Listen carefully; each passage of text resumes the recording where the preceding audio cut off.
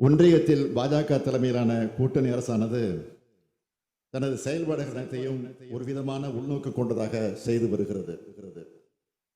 எதை செய்தாலும் குறிப்பிட்ட தரப்பை வஞ்சிக்கும் வகையில் தான் திட்டங்களை தீட்டுகிறார்கள். குடியுரிமை திருத்த சட்டமானது சிறுபான்மை இஸ்லாமிய மக்களையும் இலங்கை தமிழர்களையும் வஞ்சித்தது. இந்தியை திணித்து இந்தி பேசாத மாநிலங்களை வஞ்சிக்கிறது. பாஜக ஆளாத மாநிலங்களை நிதி நெருக்கடி மூலமாக வஞ்சிக்கிறது. சமூக நீதிக்கு எதிரான அவர்களது செயல்பாடுகள் பட்டியலின, பழங்குடியின, பிற்படுத்தப்பட்ட, மிகவும் பிற்படுத்தப்பட்ட மக்களை வஞ்சிக்கிறது. நீட் மற்றும் தேசிய கல்விக் கொள்கையானது அடித்தட்டு மக்களை பாதிப்பதாக அமைந்திருப்பதை அனைவரும் அறிவோம். இந்த வரிசையில் கொண்டு வரப்படும் வக்ஃப் வாரிய சட்ட திருத்தமானது சிறுபான்மை இஸ்லாமிய மக்களை வஞ்சிப்பதாக அமைந்துள்ளதை நாம் கடுமையாக எதிர்க்க வேண்டும். அதற்கான தீர்மானத்தை இம்மாமன்றத்தில் நான் முன்மொழிய இருக்கிறேன் என்பதை முன்னுரையாக தெரிவித்துக் கொள்கிறேன்.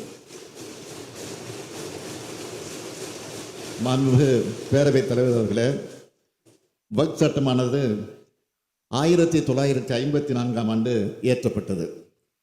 இச்சட்டத்தில் 1995, 2013 ஆகிய ஆண்டுகளில் திருத்தங்கள் செய்யப்பட்டுள்ளன.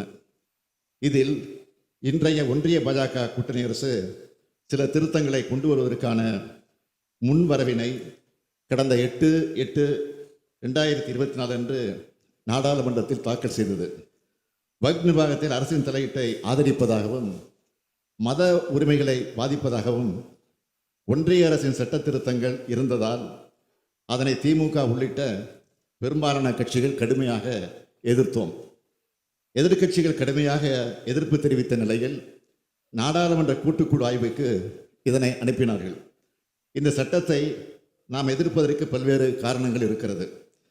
வக்ஃப் சட்டத்தை திருத்துவதன் மூலம் ஏற்படக்கூடிய மோசமான விளைவுகள் சிலவற்றை இம்மாமன்றத்தில் பதிவு செய்ய விரும்புகிறேன்.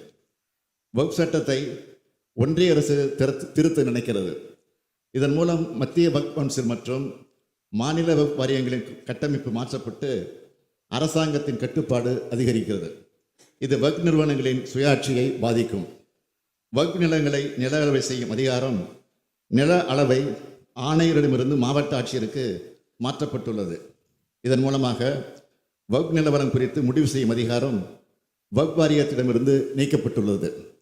அரசு சொத்து என்று அடையாளம் காணப்பட்ட அல்லது அறிவிக்கப்பட்ட வக்ஃப் சொத்து இந்த சட்டம் தொடங்குவதற்கு முன் அல்லது பின் என்றாலும் வக்ஃப் சொத்தாக கருதப்படாது என்று இந்த சட்டம் கூறுகிறது.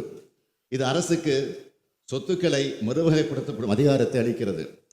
5 ஆண்டுகளுக்கு குறையாமல் இஸ்லாமிய பின்பற்றிய ஒரு நபர் மட்டும் வக்ஃப் அறிவிக்க முடியும் என்று கட்டுப்படுத்துகிறது. இது முஸ்லீம் அல்லாதவர்களால் உருவாக்கப்பட்ட வக்ஃப்களை செல்லாது என்று ஆக்கலாம் என்ற அச்சத்தை உருவாக்குகிறது. இஸ்லாமிய மக்களில் 2 குறிப்பிட்ட வகுப்பினருக்கு தனி சொத்து வாரியம் உருவாக்க முயற்சி செய்கிறார்கள். மாநில வக்ஃப் வாரிய உறுப்பினர்களுக்கும் தலைவருக்கும் தேர்தல் முறையானது ரத்து செய்யப்பட்டுள்ளது. மாநில வக்ஃப் வாரியங்களில் 2 முஸ்லீம் அல்லாத உறுப்பினர்களை சேர்க்க வேண்டும் என்று இந்த சட்டம் கட்டாயப்படுத்துகிறது.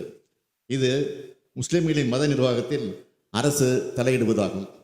வக்ஃப் சொத்துக்களை பதிவு செய்யும் முன் மாவட்ட ஆட்சியை சரிபார்க்க வேண்டும் என்று இந்த சட்டம் கூறுகிறது. இது அரசு இந்த சொத்துக்களை கைப்பற்றுவதற்கான வாய்ப்பை உருவாக்குவதாக முஸ்லிம்கள் அச்சப்படுகிறார்கள். வக்ஃப் சட்டத்தின் பிரிவு 40 நீக்குவது வக்ஃப் வாரியத்தின் சொத்து அடையாள அதிகாரத்தை அகற்றி அதை அரசுக்கு மாற்றுகிறது. இது அரசியலமைப்பின் பிரிவு 26 கீழ் மத சுதந்திரத்தை மீறுவதாகும். வக்ஃப் பயனர், வக்ஃப் பை யூசர் என்ற பிரிவை நீக்க திட்டமிட்டுள்ளார்கள். நீண்டகால பயன்பாட்டின் அடிப்படையில் வக்ஃப் சொத்துக்களை அங்கீகரிக்கும் பாரம்பரியத்தை இது அகற்றுகிறது. இது முஸ்லீம் சமூகத்தின் உணர்வுகளை புண்படுத்துவதாக உள்ளது. லிமிட்டேஷன் ஆக்ட் என்று சொல்லப்படும் காலவரையறை சட்டம் வக்ஃப் சொத்துக்களுக்கும் பொருந்தும் என்று சொல்லப்பட்டுள்ளது. அறநிலையங்கள் மற்றும் பொது தொண்டு நிறுவனங்கள் இனி வக்ஃப் என கருதப்பட மாட்டாது. இந்த பிரிவுகள் முஸ்லீம் சமூகத்தின் எதிர்ப்புக்கு முக்கிய காரணங்களாக உள்ளன. இதனை ஒன்றிய அரசு கொஞ்சமும் சிந்தித்து பார்க்கவில்லை. இந்த அடிப்படையில் வக்ஃப் நிர்வாகத்தில் அரசின் தலையீட்டை அதிகரிப்பதாக ஒன்றிய அரசின் சட்ட திருத்தம் அமைந்துள்ளது. இது சிறுபான்மை இஸ்லாமிய மக்களின் மத உரிமைகளை பாதிப்பதாகவும் இருக்கிறது. இதனை நாடாளுமன்ற கூட்டுக்குழுவிடம் 30/9/2024 அன்று தமிழ்நாடு அரசு தெளிவாக சொல்லியிருக்கிறது. நாடாளுமன்ற கூட்டுக்குழுவில் இடம்பெற்றிருக்கக்கூடிய திமுக உறுப்பினர்களான முன்னாள் அமைச்சரும் நீலகிரி நாடாளுமன்ற உறுப்பினருமான ராசா அவர்களும் மாநிலங்களவை உறுப்பினர் அப்துல்லா அவர்களும் கடுமையாக தங்கள் கருத்தை பதிவு செய்திருக்கிறார்கள். திமுக மட்டுமில்லாமல் இந்தியாவில் உள்ள முக்கிய கட்சிகளும் எதிர்ப்பை பதிவு செய்திருக்கிறார்கள். ஆனால் எதிர்க்கட்சி உறுப்பினர் திருத்தங்களை நாடாளுமன்ற கூட்டுக்குழு நிராகரித்திருக்கிறது. நாடாளுமன்ற கூட்டுக்குழு முடிவுகளுக்கு ஒன்றிய அமைச்சரவை ஒப்புதலும் வழங்கிவிட்டது. இந்த நிலையில் வக்ஃப் திருத்த சட்டமானது எந்த நேரத்திலும் நாடாளுமன்றத்தில் தாக்கல் செய்யப்படலாம். இஸ்லாமிய மக்களை வஞ்சிக்கும் சட்டத்திற்கு எதிரான நமது எதிர்ப்பை பதிவு செய்ய வேண்டியது அவசரம் என்று நான் கருதுகிறேன். சிறுபான்மையின மக்களுக்கு எதிரான மத சுதந்திரத்தை நிராகரிக்கும் அரசியலமைப்பு சட்டத்துக்கு விரோதமான வக்ஃப் நோக்கத்துக்கு எதிரான நீதிமன்ற தீர்ப்புகளுக்கு முரணான குழப்பமான தேவையற்ற பல்வேறு பிரிவுகள் வக்ஃப் சட்ட திருத்தத்தில் இருக்கின்றன. இந்த திருத்த சட்டமானது வக்ஃப் அமைப்பையே காலப்போக்கில் செயல்பட விடாமல் முடக்கிவிடும். எனவே நாம் இதனை எதிர்க்க வேண்டியவர்களாக இருக்கிறோம்.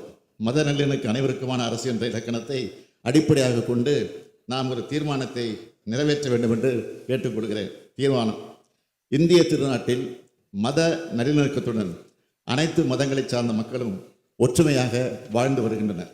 அனைத்து மக்களுக்கும் அவரவர் மதங்களை பின்பற்றுவதற்கு அரசமைப்பு சட்டம் உரிமை வழங்கியிருக்கிறது.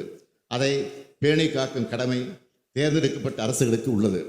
ஆனால் அதற்கு மாறாக சிறுபான்மையின இஸ்லாமிய சமுதாய மக்களுக்கு கடுமையான பாதிப்புகளை ஏற்படுத்தும் வகையில் 1995 ஆண்டின் வக்ஃப் சட்டத்தினை திருத்துவதற்கு கடந்த 2024 ஆண்டு ஆகஸ்ட் மாதம் ஒன்றிய அரசு மக்களவையில் அறிமுகம் செய்துள்ள வக்ஃப் வாரிய திருத்த சட்ட முன்வடிவினை வக்ஃப் அமெண்ட்மெண்ட் பில் 2024 முழுமையாக திரும்பப் பெற வேண்டும் என்று ஒன்றிய அரசை இப்பேரவை வலியுறுத்துகிறது என்ற தீர்மானத்தை நான் முன்மொழிந்து அமைகிறேன்.